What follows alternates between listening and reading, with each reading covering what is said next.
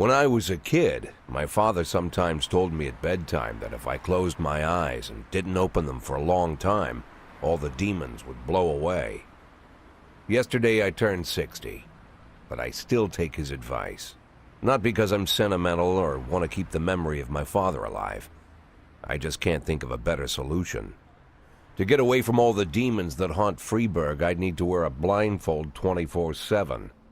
Plus, it's a good idea to act blind when talking to reporters. At least that's what my colleagues say. They're afraid of press conferences.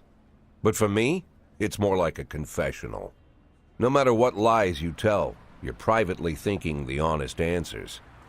It helps me remember who I am. The fact that I'll be reading all about it in the papers tomorrow is a small price to pay. Call it penance for the preacher.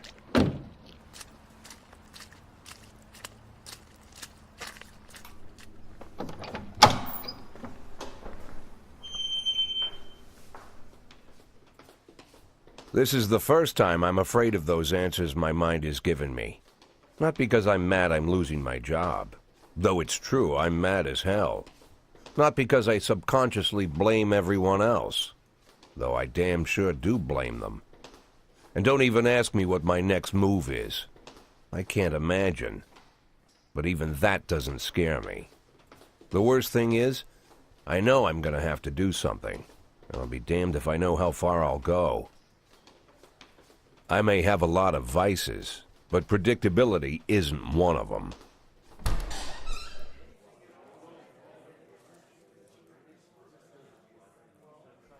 I learned a long time ago how to drive away the swarming demons.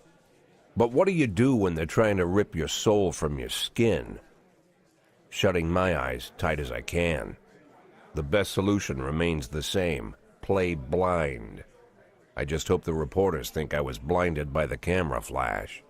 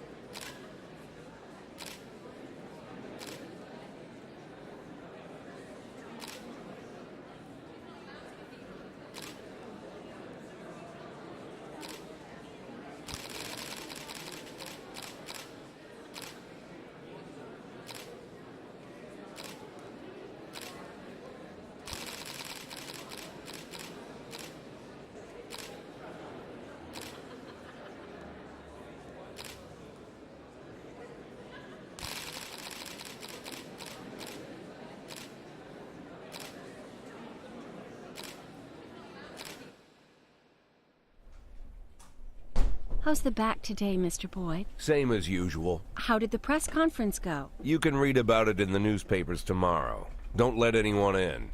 Even Mr. Kendrick? Especially Mr. Kendrick.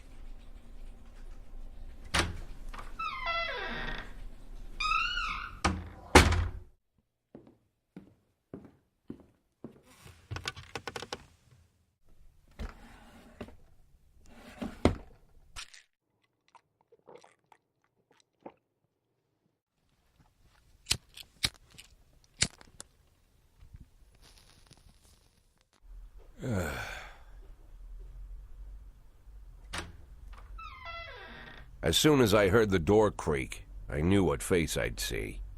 When I tell Emma not to let anyone in, there's only one man it could be. Rude, arrogant, no warning. That's Mayor Rogers in a nutshell. White summer shoes, white socks, white shorts, white polo shirt, and the white smile of a hungry shark. Mayor Rogers enters every room like he owns the place. Even the floorboards under his feet sound like they're creaking an apology. He never shied away from the odd corruption scheme. It's like the devil walks behind him. In the movies, the villains controlling the city play golf with the judges. Rogers plays tennis with them instead. That's about the only difference. Jack, I was hoping to catch you after the press conference. You ran away so quick. There's no smoking at City Hall. No reason for me to hang around. Well, this morning I signed a ban on smoking in all public buildings. Soon you won't be able to smoke here either. Soon enough, I won't be here at all. That's what I wanted to talk to you about. The people of this city like you, Jack. The police chief of all people. Don't betray that, Jack. Don't get wrapped up in any schemes. Sit nice and quiet for the next 180 days, and you'll be remembered as a hero. That's the only thing that you still have left. Be the hero. Then how am I supposed to scrape together a retirement fund? You had a million chances to secure a luxury pension, one that even I would have envied, although I've never set aside any money for myself. I'm not planning to retire anytime soon.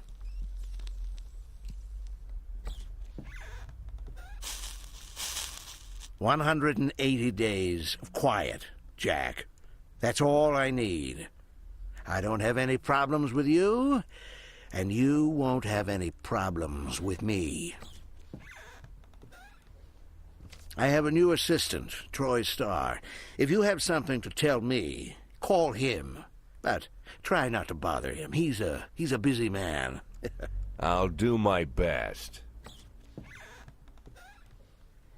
"And quit smoking up the office. One of my friends will be using it soon."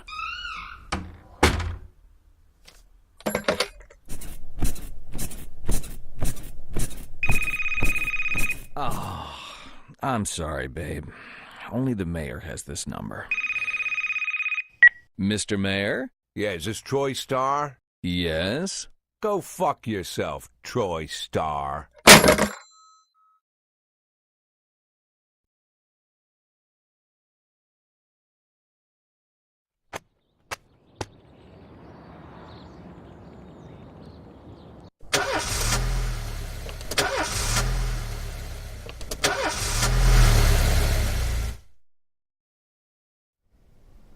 Cops don't use the police station cafeteria anymore. There's some kind of stigma against sitting shoulder to shoulder with your partners. Everybody just takes snacks from the machines or grabs a meal and hammers it down in the corner like a vulture on a corpse. The main thing? Don't look into anyone's eyes. Could be construed as an invitation to sit together. The only people eating here are ghosts.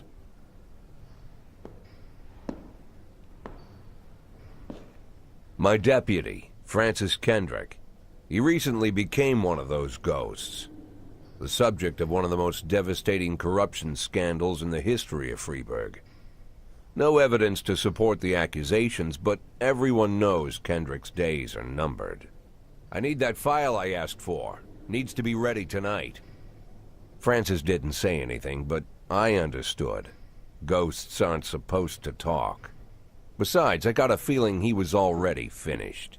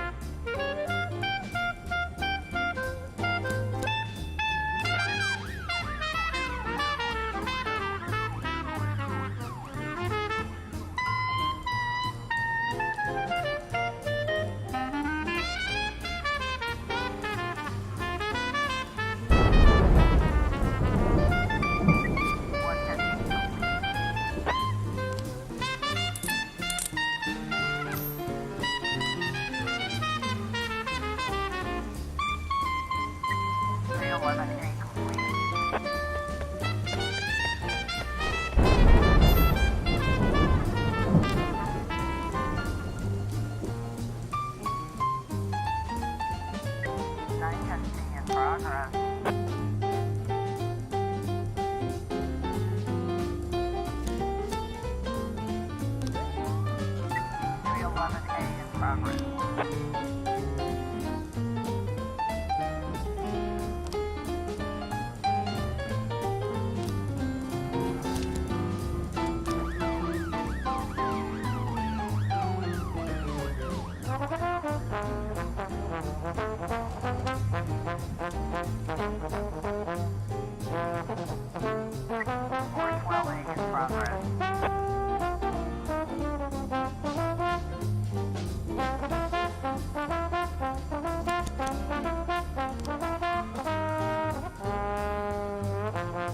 We've got a situation here.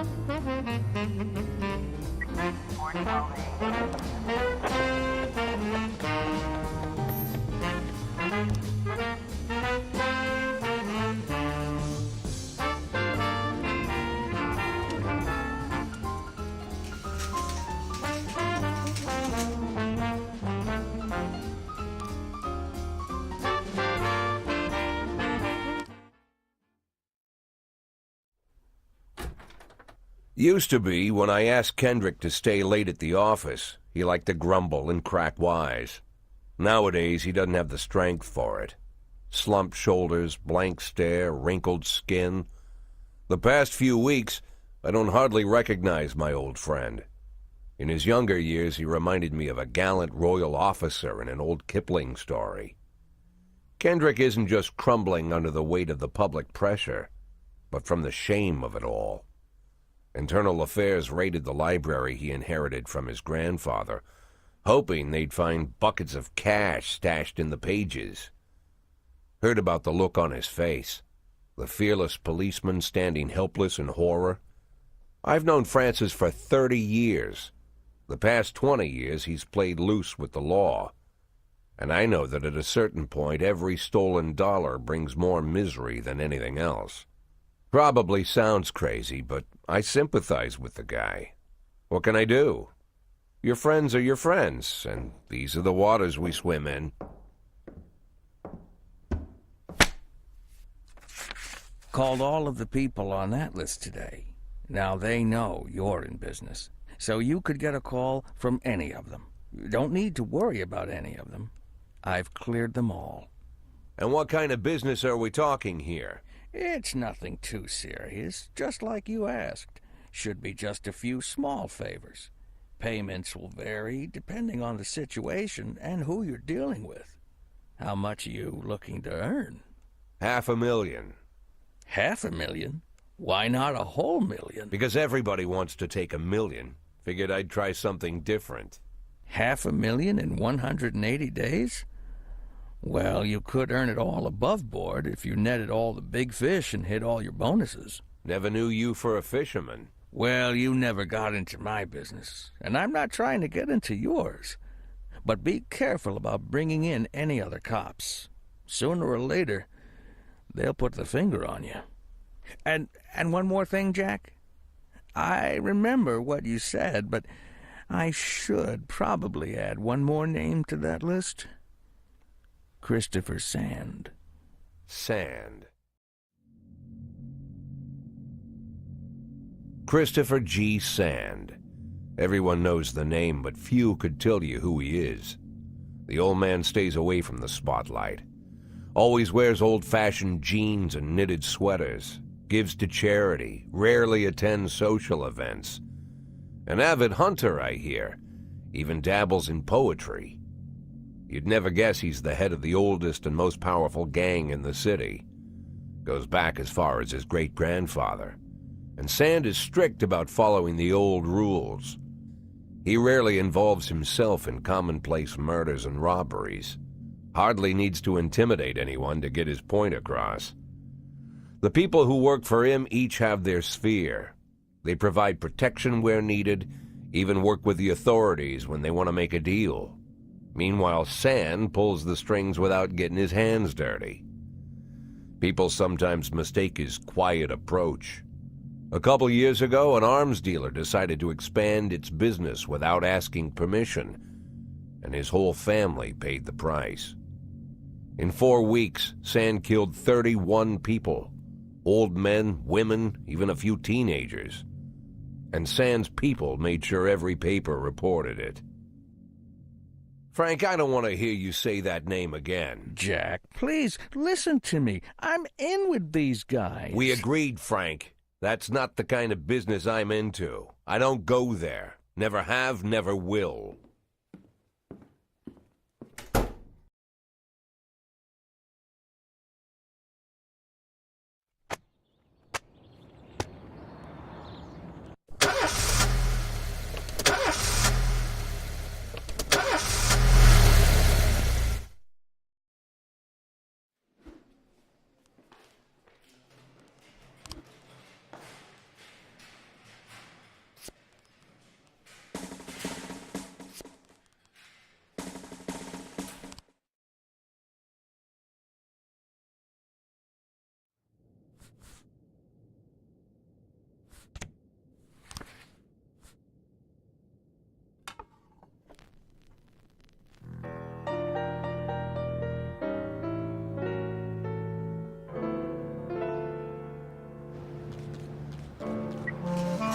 Progress.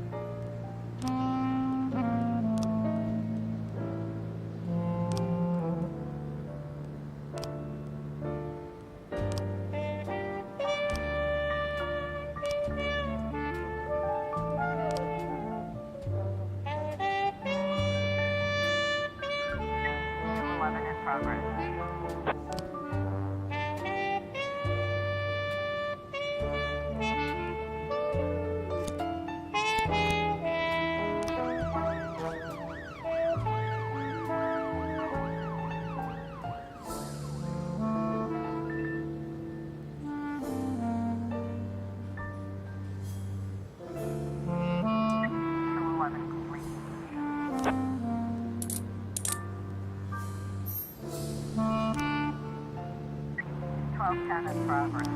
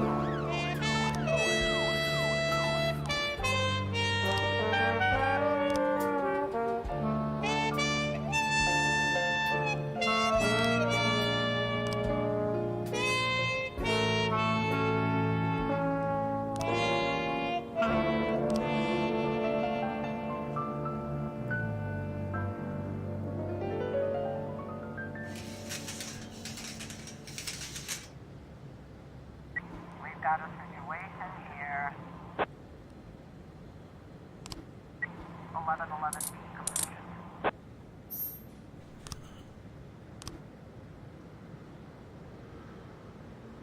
411 complete.